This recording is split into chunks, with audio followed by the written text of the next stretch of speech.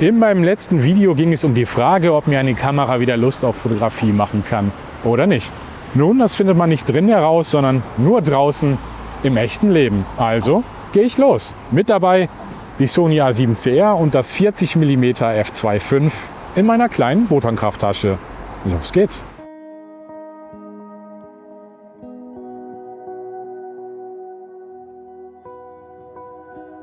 Lasst uns gleich hier anfangen. Versuche ein bisschen kreativ zu sein. Am Geländer, das Geländer ein bisschen mitnehmen als ein Rahmen. Passt.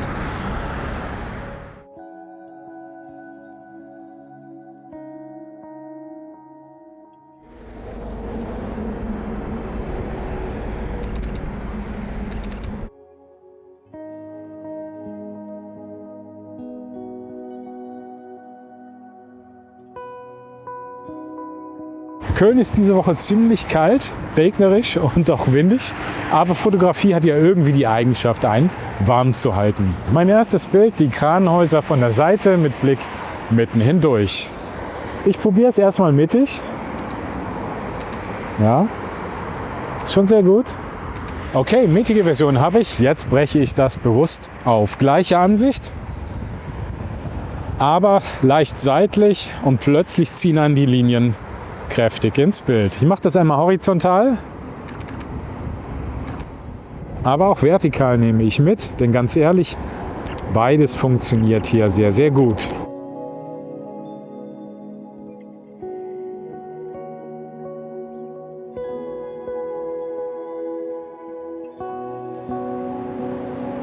Hier ist nicht genug Sicht. Hier gibt es was Interessantes. Auch wenn es nicht das ist, was ich heute eigentlich fotografieren wollte. Oben auf der Brücke war es ziemlich windig, deswegen kommt mir der nächste geschütztere Fotospot gerade recht. Denn wenn die Hände einmal anfangen zu frieren, dann wird es schwierig mit dem Fotografieren.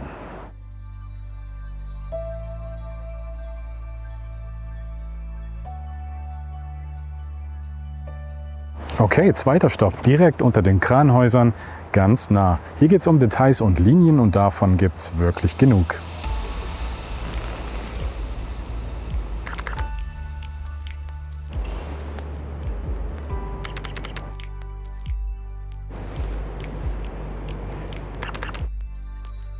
Heute ist der Himmel im Grunde eine einzige große Softbox und das ist genau das, was ich wollte, denn ich muss nicht gegen grelles Licht ankämpfen. Außerdem lässt sich der Viewfinder so einfacher benutzen als im Schnee in meinem letzten Video. –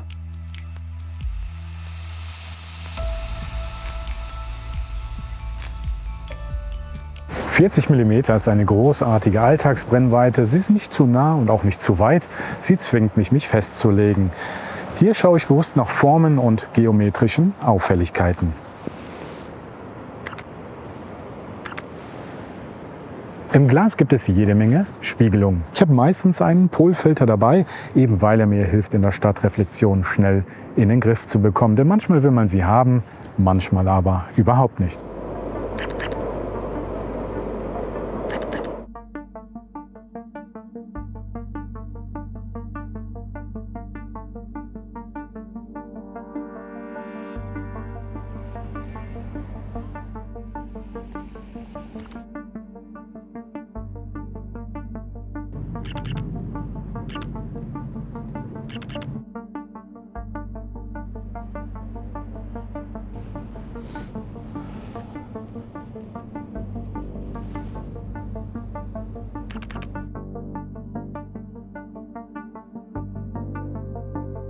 Okay, dieser Roller fügt eigentlich ein ganz interessantes Detail hinzu. Das lasse ich gelten, weil wir uns unterhalb der Kranhäuser befinden.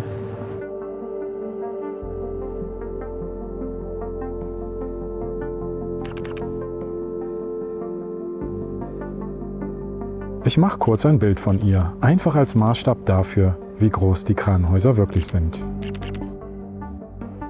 Bisschen hier über meine linke Schulter hier drüber, so.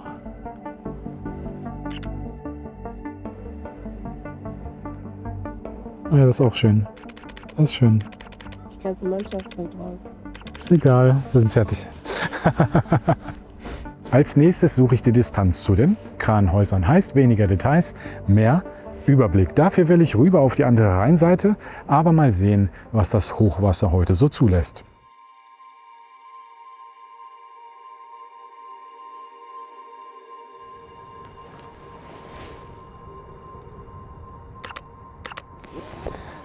Ganz ehrlich, die eigene Heimatstadt kann ganz schön langweilig sein. Nicht, weil sie es ist, sondern weil ich sie schon so oft gesehen habe. Also lege ich mich fest, ich bleibe bei einem einzigen Motiv, den Kranhäusern, und fotografiere die aus 3 verschiedenen Richtungen, Schrägstrich, Distanzen. Für mich ist das eine ganz gute Übung. Ich bleibe bei einem reduzierten Setup, einem einzigen Motiv, und schon kann sich die gewohnte Umgebung frisch und unverbraucht anfühlen. Ich mag die Distanz hier, denn so bleiben die Kranhäuser auch Teil der Stadt und sind nicht bloß ein einzelnes Objekt. Und das hat natürlich noch einen weiteren Vorteil. Hier draußen ist alles etwas ruhiger und entspannter. Ich habe mehr Platz und das mag ich.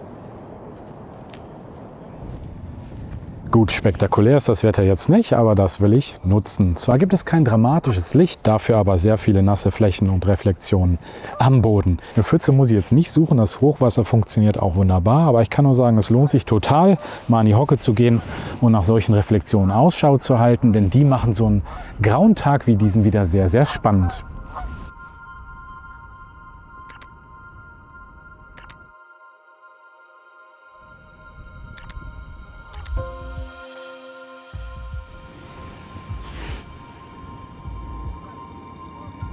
Manchmal wartet man auf Ereignisse wie dieses.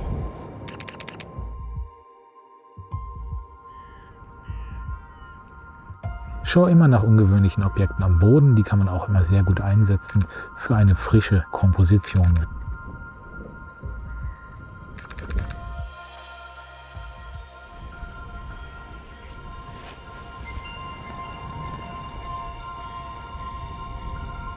Als Tipp noch die letzte Perspektive. Die meisten Leute fotografieren die Kranhäuser von der Seite. Ich mag den Hero Shot frontal. Leider schaffe ich es wohl diesmal nicht, die Kranhäuser mittig ins Bild zu bekommen wegen des Hochwassers. Aber für heute muss das wohl reichen. Ich versuche mal Abstand zu gewinnen.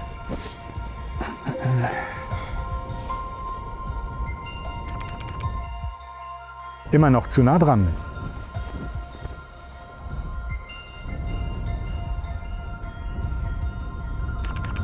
Ich denke, diese Brennweite hat einfach gewisse Grenzen im architektonischen Raum.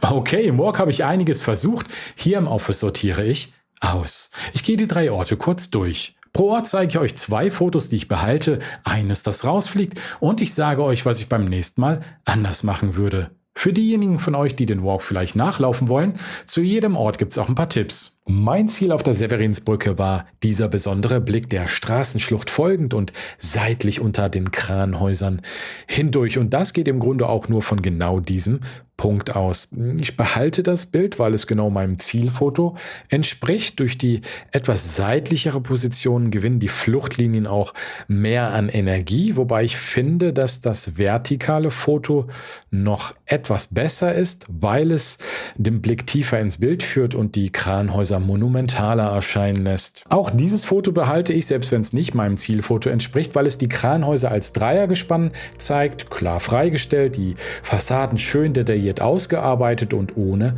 Ablenkung. Insgesamt ein ruhiger, sauberer Blick auf die postmoderne Architektur. Das Foto fliegt raus, weil das Geländer zu schwer wirkt und ablenkt, statt das Motiv im Bild wirkungsvoll zu rahmen. Hier mein fotografischer Tipp. Entscheidend ist eure Position. Steht ihr mittig zu den Seiten, dann bekommt ihr ein ruhiges, symmetrisches Bild. Geht ihr nur ein paar Schritte zur Seite, dann bekommen die Fluchtlinien mehr Gravitas und ziehen den Blick spannungsvoller ins Bild. Außerdem seht ihr so etwas mehr von der schönen historischen Fassade.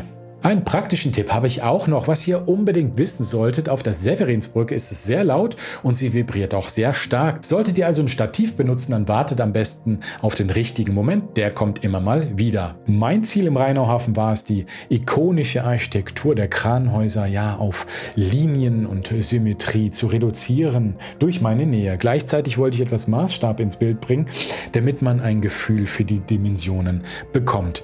Dieses Foto behalte ich, weil es die Architektur Architektur klar auf Linien und Symmetrie und Negativraum reduziert. In der Mitte scheinen sich die Linien des gläsernen Unterbaus wie von selbst zu ergeben. Insgesamt ein klares grafisches Bild ohne Ablenkung. Auch dieses Foto behalte ich, weil es den Rheinauhafen eher als Erlebnis zeigt. Graues Wetter, große Architektur und dazu dieser kleine Farbakzent vom Roller als Gegenpol. Die Person bringt zusätzlich Wärme ins Bild und auch Maßstab. Dafür fliegt dieses Foto raus, weil der Blickpunkt nicht klar ist. Der Altbau dominiert, obendrauf sitzt so ein bisschen das Kranhaus und der Jogger ist zu klein. Beim nächsten Mal würde ich wahrscheinlich die Kamera etwas weiter nach rechts schwenken und näher rangehen, damit Fassade und Jogger Richtung Kranhaus führen und das Gefühl entsteht, mit dabei zu sein. Der Rheinauhafen wirkt zwar relativ ruhig und auch autofrei und unter der Woche ist tagsüber auch deutlich weniger los, dennoch werden euch immer wieder Lieferwagen und Dienstwagen ins Bild fahren. Wollt ihr also eine ruhige Komposition, dann braucht ihr ein bisschen Geduld. Geht man nicht direkt unter die Kranhäuser, sondern bleibt ruhig mal ein paar Schritte davor stehen, schaut nach oben und ihr bekommt das Relief der Seite ausdrucksstärker ins Bild, wie die Balkone sich staffeln und mehr Tiefe erzeugen. Das geht allerdings nur beim Kranhaus Nord, also dem ersten Turm, wenn ihr von der Severinsbrücke auskommt, denn die anderen Kranhäuser haben diese Balkone nicht. Mein Ziel an den Pollerwiesen war von Anfang an dieser frontale Hero-Shot der Kranhäuser, auch wenn ich mich denen erst seitlich angenähert habe. Dieses Foto behalte ich aber trotzdem, weil die Kranhäuser Teil dieser schönen Stadtlandschaft sind und die Wiese dem Bild einen Einstiegspunkt gibt. Der Ort wird greifbarer. Auch dieses Foto behalte ich, weil ich das Gefühl habe, mir das mit Geduld verdient zu haben. Plötzlich sind ein paar Menschen in einer ansonsten sehr starren Kulisse und fangen an zu rudern. Sicher kein perfektes Foto, aber ein ehrliches. So, dieses Foto fliegt leider raus aus ganz offensichtlichen Gründen. Zum einen habe ich es nicht geschafft, wegen dem Hochwasser die Kranhäuser genau mittig ins Bild zu bekommen und weil das Bild links und rechts angeschnitten ist. Das ließ sich auch nicht mehr durch mehr Abstand lösen. Ich hätte einfach mehr Weitwinkel gebraucht und so hätte das dann aussehen können. Wichtig zu wissen, checkt für eure Anreise unbedingt den Wasserstand, denn der verändert sich immer mal wieder und der bestimmt auch, wie nah ihr ans Ufer kommt und welche Fotos ganz allgemein überhaupt möglich sind. Das kann ein Nachteil sein, wenn ihr eine ganz bestimmte Position vorher geplant hattet, kann aber auch ein Vorteil sein, weil sich so immer wieder neue Vordergründe, Reflexionen und auch Rahmen ergeben. Warten zahlt sich hier definitiv aus. Die Frachtschiffe verleihen den Kranhäusern mehr Kontext, kommen aber auch regelmäßig vorbei. Wenn ihr aber ganz besonders geduldig seid, dann könnt ihr solche Ruderboote mit ins Bild nehmen. Und ich finde, die verleihen dem Foto immer so eine spannende dokumentarische Note. Das war sicher kein perfekter Fotowalk. Nicht alles hat geklappt, manches aber schon. Aber gerade das macht für mich den Reiz aus, loszuziehen und zu fotografieren, auch wenn nicht alle Pläne aufgehen. Und gerade weil diese Kombination so schön klein und leicht ist, gehe ich im Moment ganz gerne raus. Mal sehen, wohin mich das demnächst führt.